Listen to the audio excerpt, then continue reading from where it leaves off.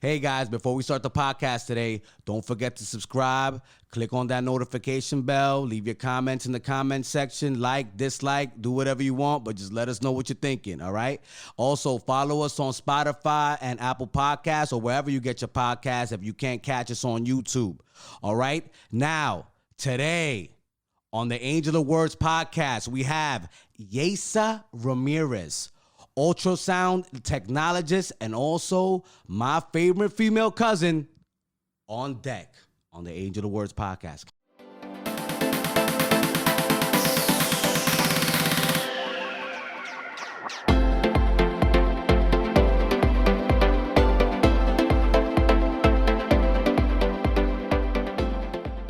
Hello, welcome to the Angel of Words podcast. And today, our guest is someone who is very close to me, my favorite female cousin on my father's side, who has been on the front lines during this coronavirus pandemic, someone I'm very proud of, Miss Yeitza Ramirez, Ultrasound Technologist. Hello, welcome, cuz. How you doing? Welcome to the Angel of Words podcast. Thank you for joining us and giving us some of your time today. Thank you. Thank you for having me. And first and foremost, I just want to say thank you so much for having me, and I'm super, super proud of you for having your own podcast and being able to express yourself and also having a lot of interesting people on it. So I'm super, super proud of you, and thank you again for having me. Well, thank you, cuz that means a lot to me. That really does. It does mean the world to me. It's because of people like you having my back that I'm able to keep going through this grind, because it isn't easy.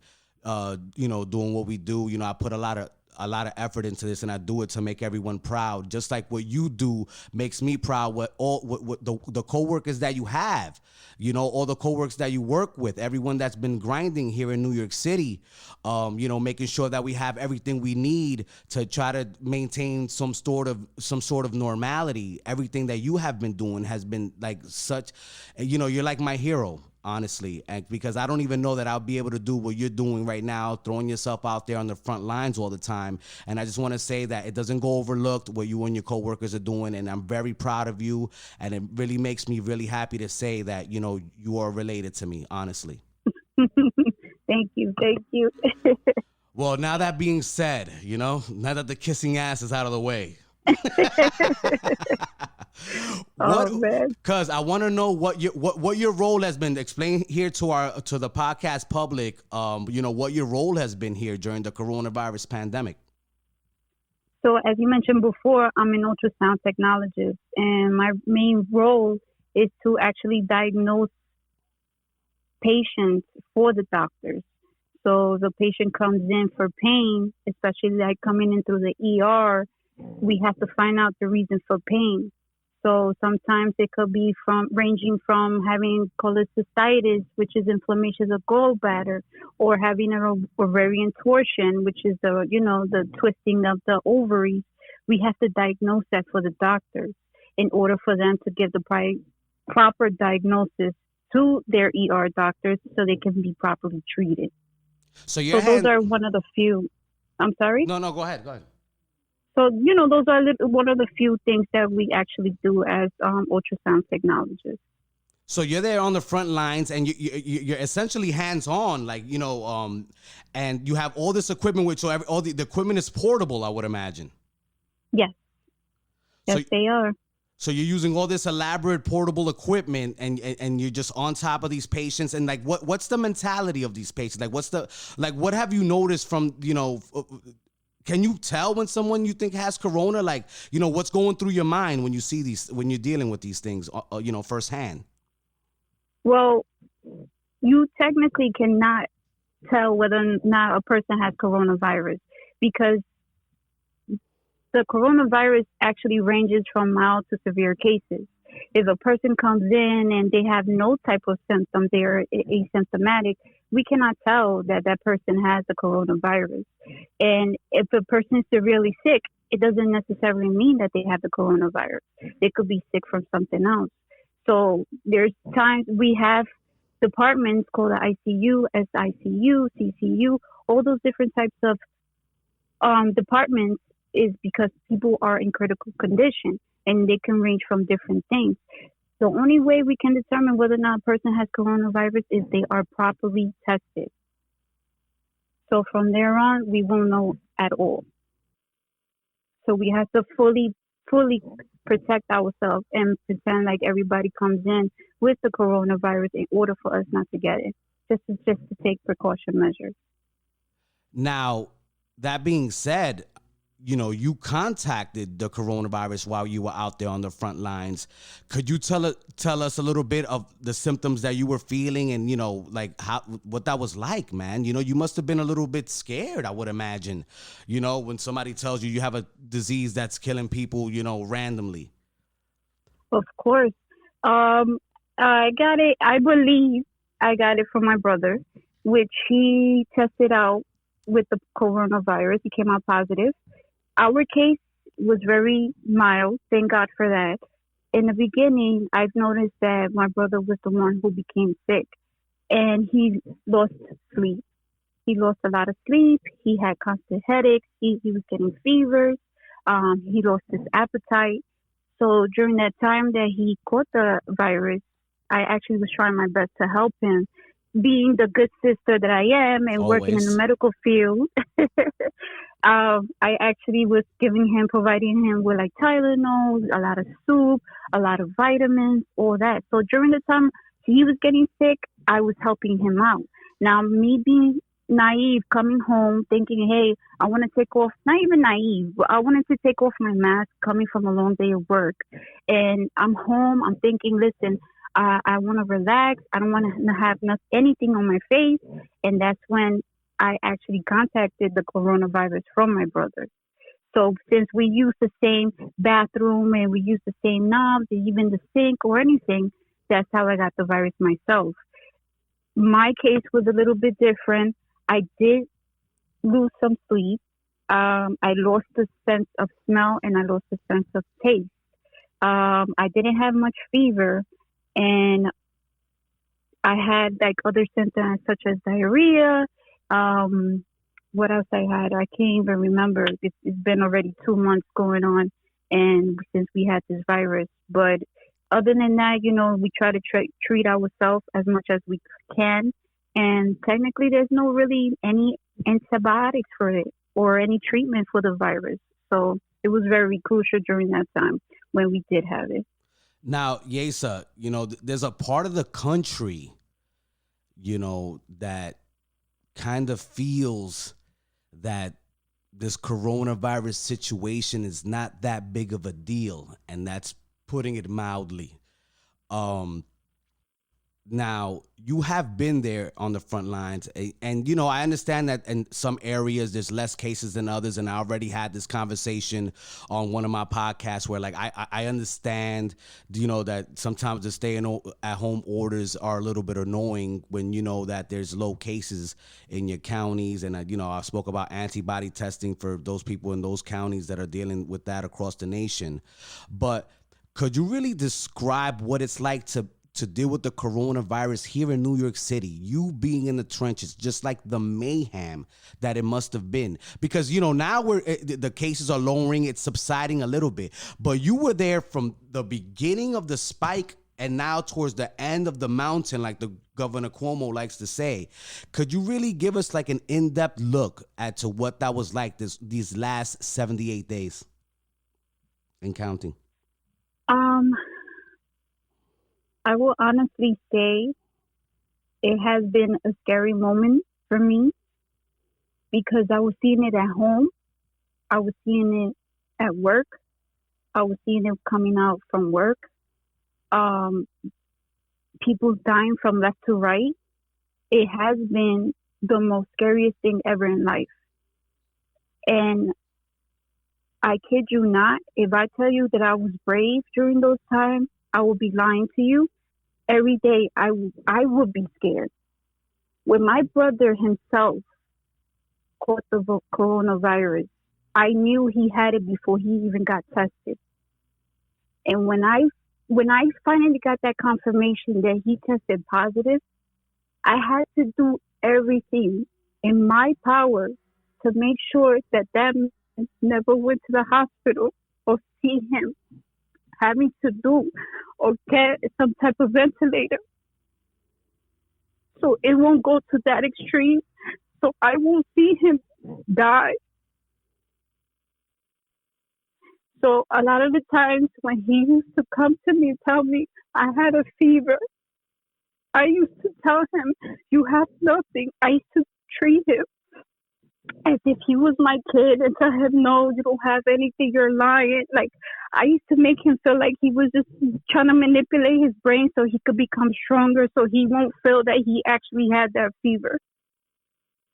I had to, for my sanity, to make sure that he was okay. So all the theft that was happening, it was just an impact in my life, and having to treat this man in my home, which is my brother, who I love dearly.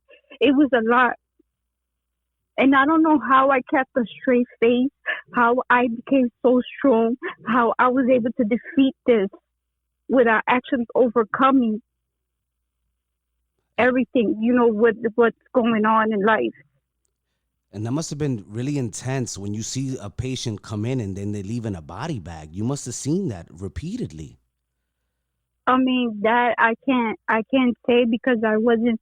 I can't disclose those type of Yeah. information from what I experienced from the hospital and stuff. So Yeah, but still, man, like that's intense because I mean, even though you can't disclose it, it's happening, and then you have, like you said, you have it at home.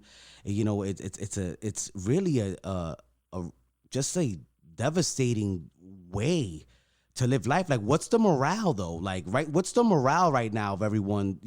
Of your coworkers and yourself. Like, because I'm sure this must have been very taxing on your mental health. absolutely, absolutely it is. And the good thing is that they do provide services for us, especially if we are under a lot of stress. If we need some type of therapy, something therapeutic. Even at home, I do the homeopathic way. I'll go and drink some tea to relax myself, some chamomile tea, even just to unwind. I'm not I don't drink alcohol, so that's my go-to when I'm feeling overwhelmed or stressed out. So, or even drinking hot chocolate to make me feel like a little kid for a little bit, just to help out for that moment. Um, Stuff like that will help, and I'm grateful that also the diet that we also do in our daily lives has helped as well. So that made us a little bit more stronger.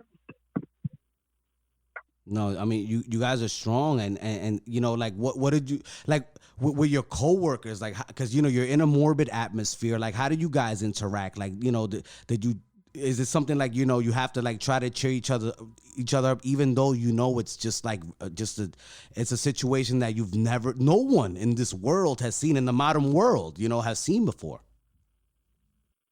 I mean, we was there to support one another, and even if it was at home that we was dealing with it, we was helping each other by talking about it and having some sense of it and making the best of it, because realistically there wasn't a way out of it. We were seeing it all around, so there wasn't much that we could have done or we could have said to one another. And even when I tested positive, there was always support between me and my coworkers. When always the constant checking out. Oh, make sure you take vitamins. Make sure you drink a lot of warm tea. Make sure you drink soup. Make sure you drink chicken soup. And I don't even eat chicken. They say just drink the broth. Don't eat the chicken. Stuff like that. That will help. Even the littlest thing, we was just helping in that way, and that just made it just somewhat a little bit better. But in reality is, we were still dealing with this pandemic, and it was hard, and we don't know how to deal with it, and we still don't know how to deal with it. So we just have to take it day by day. We constantly praying, making sure that everything becomes better, and eventually it will. And people from out of state don't know the severity that New York has encountered, because they don't see the amount of deaths happening each and every day. They think, one or two deaths that they see in their state, it's nothing compared to what we have going on. They're not here. New York is no longer busy. New York is notorious for being busy, that never sleeps, the city that never sleeps. And in reality, it was sleeping during this time. And it continues to sleep until things start picking up slowly but surely, you know? Now, what do you think about the lack of sensitivity and humanity that some of our fellow Americans out there have shown, throughout the pandemic? When you get, Oh, I was go ahead. sorry. It's all right. I would say that some are a bunch of asinine people. I can't express that. Oh my God. Like, there's been times where, you know, Governor Cuomo had mentioned we have to stay home. We have to be in quarantine no matter what. All the stores were closed. The only thing that was open is just restaurants just to take out. But there was people coming out. I don't get that. I was on my way driving to work, and I see traffic. I'm encountering traffic. Why am I encountering traffic while I'm going to work when you're supposed to be home? How do you expect us to get better when you're constantly going out? You're not protecting yourself. You're not being considerate of others. I would have loved to stay home during this quarantine, but I wasn't. I was risking people's. I was risking my life to save others, and people were not seeing that. You know, and especially in the beginning with the elders that we had to be careful and be mindful of. Now we have little kids getting the virus and dying from it, and that's sad. And people not getting it through their head, through their thick skull. This is serious. Yeah, Jason. I mean, and it is serious, and I'm the type of person, like, I understand, you only live once. I'm not the type of person that likes to infringe on other people's liberties. But my thing is this, if you in a war, you need bullets, you need guns, you need ammunition, you need resources, you need human resources to win. And if we put our healthcare workers, which are essentially our weapons against the coronavirus, at risk, then who's going to take care of the people that are sick? And just that's really been like what I really hated about this situation, and people thinking that it really isn't that serious. But there has been some good humanity. I want to stay a little bit positive because people have been, from what I hear, people have been bringing food to the hospitals, and you guys have been taken care of. Like, do you get a chance to eat? Do you get a chance to at least get a good meal in so you keep your energy up out there? Have they been taking care of you guys in that respect? Absolutely. And I truly respect those who have show initiative to help us during this time.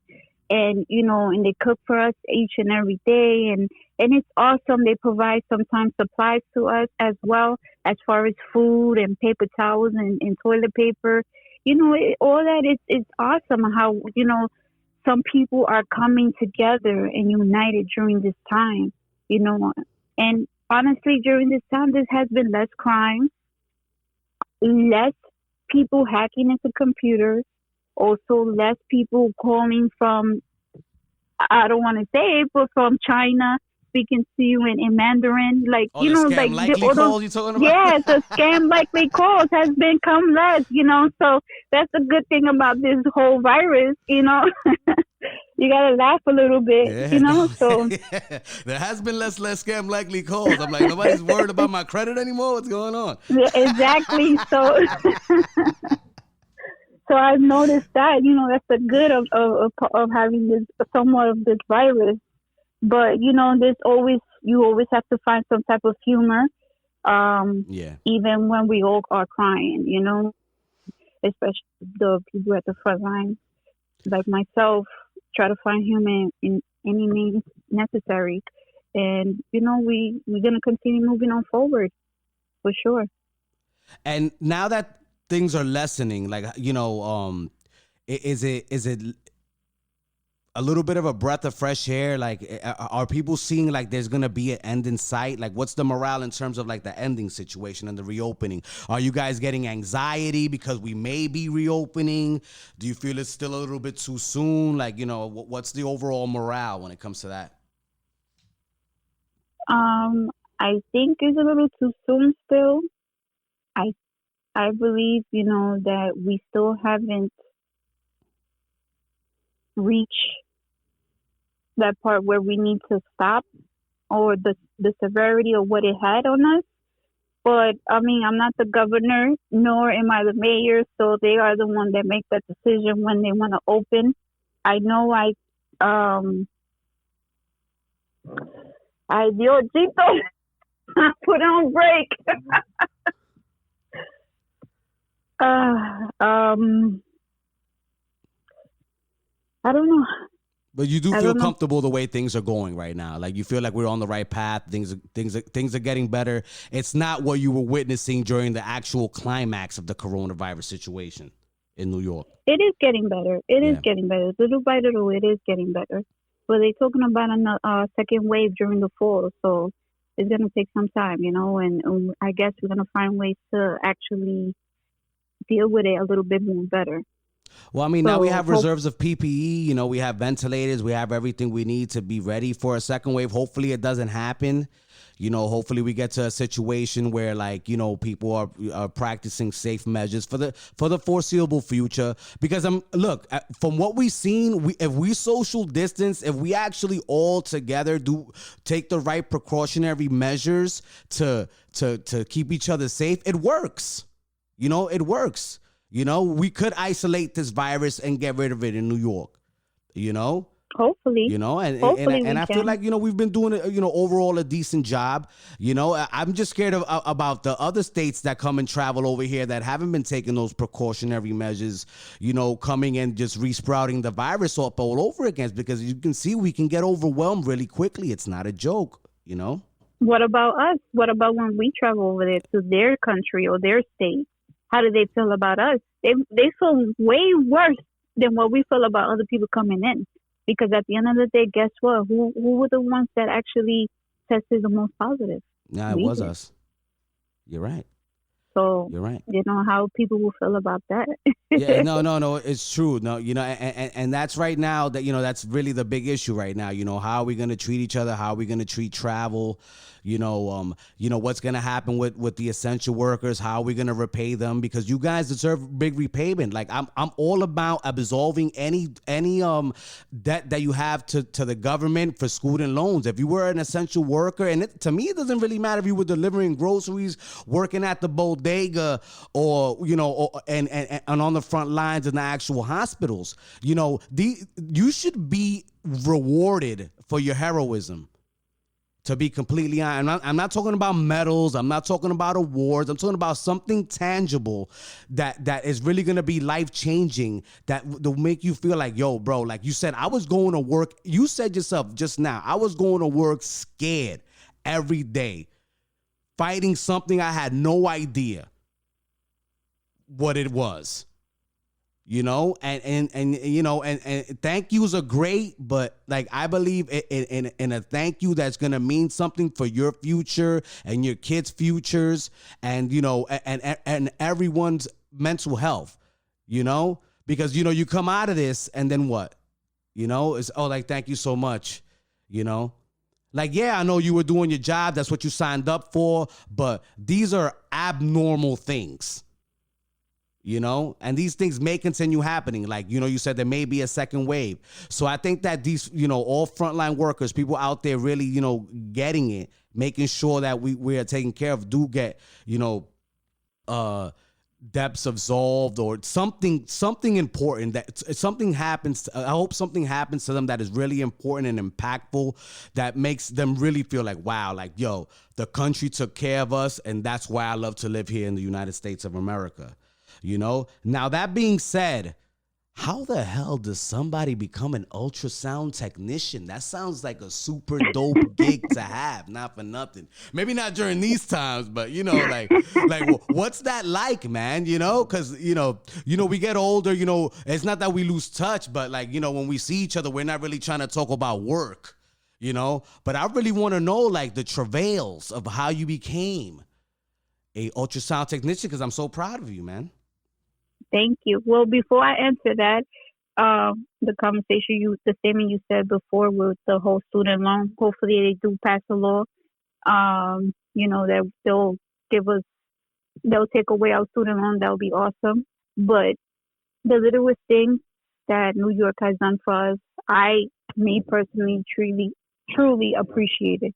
At 7 o'clock every night, I hear everyone outside showing all the healthcare workers love. And it's by them whistling or banging on the pots. And that right there puts a smile on my face because I believe the littlest thing just matters. And then at that moment, it makes me feel so proud and honored that I'm actually part of that. And especially, it's not for the littlest thing, it's for the world. So I am truly want to thank each and every person who at 7 o'clock every day religiously always show us some love. Um, as far as being an ultrasound tech, I can't remember what year it was, but I was working at a rehab center, and one of my coworkers at that time, she had said, "Oh, look, Jace, there's a school that's providing ultrasound tech classes. I think you and I should register." And I go and I tell her, "Let's do it. Come on, let's become somebody." So she goes, "Yeah, let's do it." At that time, she had kids. I end up going by myself because she eventually was like, "Oh, I'm gonna wait till the following year." I was naive when I went in. I was under the impression that ultrasound is only to scan babies. So I was telling everybody, "Oh my God, I'm gonna become an ultrasound tech. I'm only gonna be scanning babies, fetuses." No, that wasn't the case.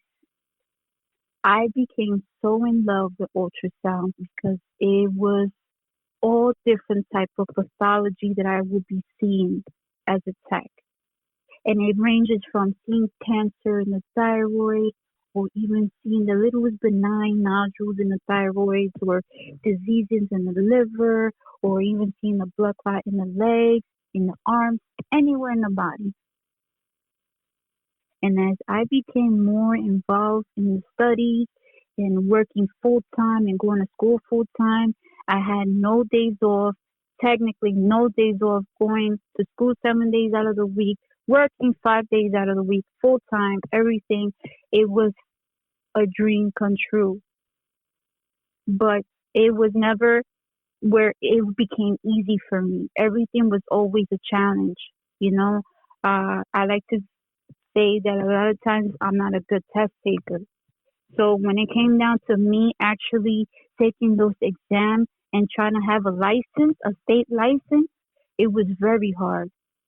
I struggled, but I never gave up. And it didn't matter how many times I went and took those exams. The good thing is I never gave up. As much as I wanted to, I had people behind me, the amount of support that kept me going. And now this is where I'm at now. And I'm proud to say that, yes, I am a tech. I am a healthcare worker that I'm helping other people live, and it's a good feeling. And I get to work hand in hand with doctors, radiologists, and I'm able to properly diagnose patients when they are coming in for some type of pain or, discomfort or whatever the case might be.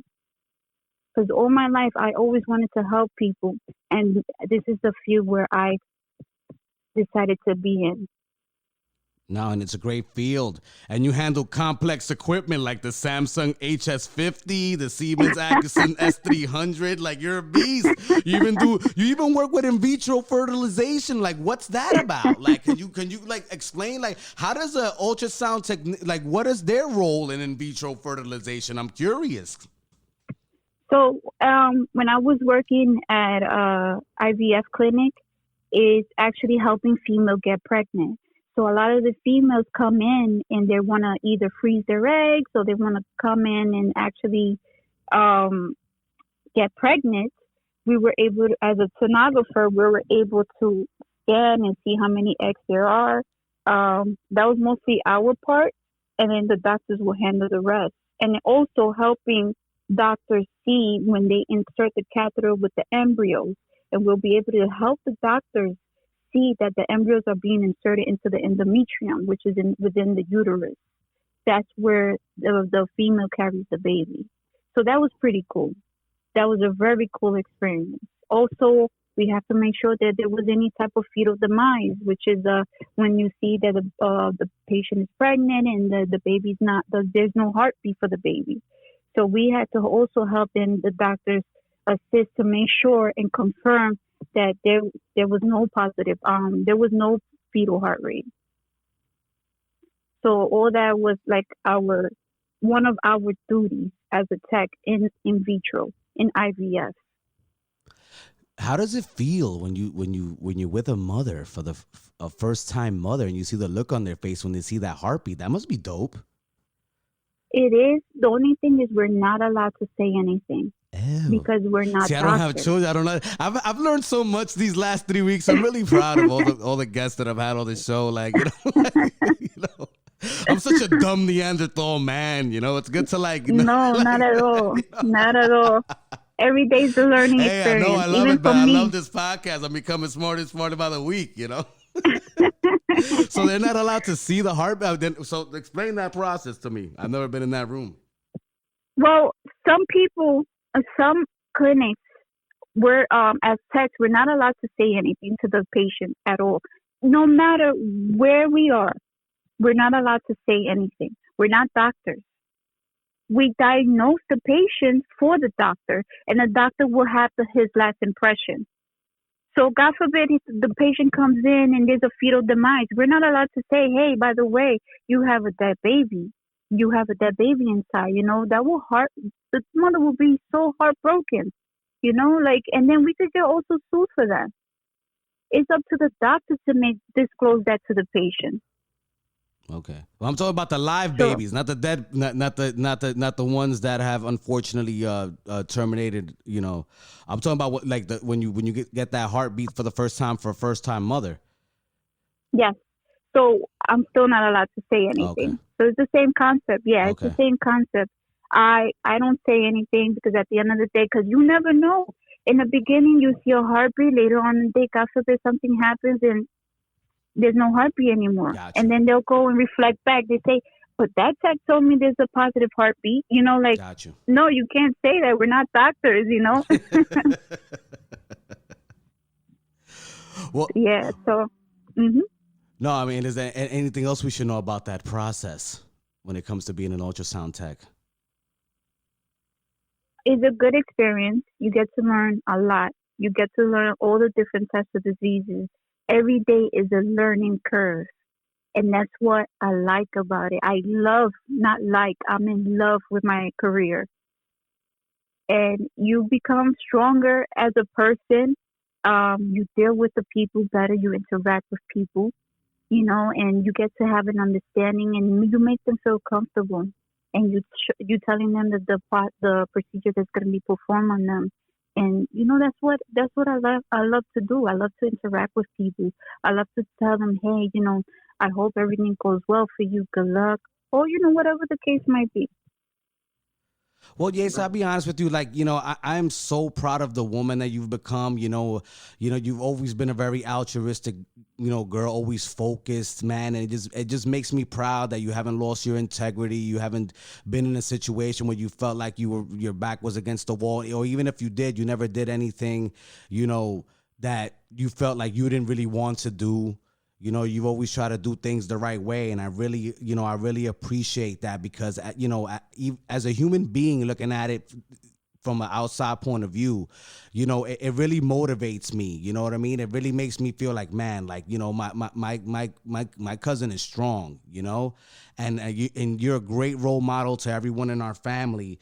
And, I just want to say thank you so much for being a part of the podcast. Thank you so much for bringing us into your world and letting us know, what it was like, during these last, basically it's going to be like 90 days, in the struggle, and thank you so much for being there and taking care of your brother and just being a strong maternal human being, man. I really appreciate it. It's really something that, I will never forget and I will always look up to. Thank you for having me, man. And I appreciate you giving me the time of the day, just to me voice my opinion and state, what I do and how important is one of the important roles of during this time, this pandemic. So thank you again for having me at the podcast. One more thing, Ms. Ramirez. What would you like to tell all the little boys and little girls out there, because you work in the tech field, there's about 17.3 million jobs in STEM altogether. And a lot of people are looking for places for good careers that are satisfying, and you seem to be satisfied. What would you like to tell all those little boys and girls out there that may be lost and listen to this podcast and listen to, what you've done? Like, what would you tell them in terms of a message? Stay in school. Make sure you know what you want to do early in life, so you can at least be able to enjoy your money once you start earning it. And don't give up on your dreams. It's always as you get older, you start reflecting back on, why did I waste so much time when I could have already been doing this for a long time. So, just continue moving on forward, and hopefully you find what you love to do just as much as I do. Well, beautiful. Thank you so much, cuz, for joining the podcast. That was Yeitza Ramirez, ultrasound technologist. And God bless, cuz. We'll talk soon. All right. Thank you. All right. Ciao. I hope you enjoyed my interview today with Yeitza Ramirez, ultrasound technologist, and also my favorite female cousin on my father's side. And if you want to continue listening to the Angel of Words podcast, please, on YouTube, click on the notification bell, like, dislike, do whatever you want, comment, let us know what you're thinking. You can follow us on Spotify, Apple Podcasts, and wherever you get your podcasts. And if you want to catch my shenanigans on social media, follow me at Angel of Words. Thank you for tuning in, everybody. Talk to you later.